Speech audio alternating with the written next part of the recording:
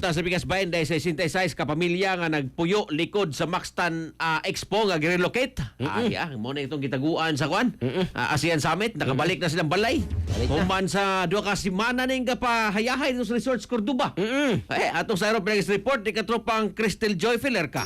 XFM Report. Nakabalik na sa ilang Pinoy-anan ang 66 ka pamilya nga nagpuyo dool sa Mactan Expo sa Lapu-Lapu City niadtong Sabado sa pagtapos sa 48th ASEAN Summit. Ang mga pamilya temporaryong girelocate sa usa ka resort sa lungsod sa Cordova isip kabahin sa security preparations alang sa pagpahigayon sa ASEAN Summit. Girelocate sila og 12 ka adlaw sugod niadtong Abril 27 ug nakabalik niadtong Mayo 9. Hinuon sa ilang pagbalik ang matag pamilya nakadawat og tabang pinansyal gikan sa gobyerno. Mahinumduman nga ang mong 66 ka mga pamilya gipang-relocate una tungod kay ang ilang panimay na lakip na sa security perimeter sa Mactan Expo kung asa gipahigayon ang ASEAN Summit.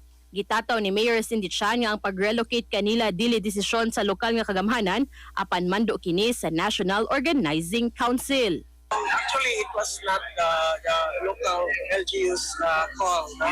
Was the NOC's decision. So maybe you can better direct it to them. Question.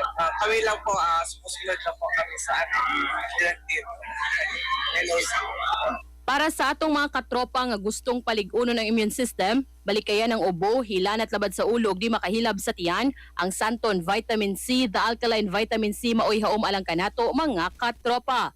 Alang sa nagkayusang Pilipino para sa Pilipinas, kininyong katropa Crystal Joy Filerca, XFM News. XFM Report. Santon Plus Gold, mapalit sa mga butika sa inyong lugar.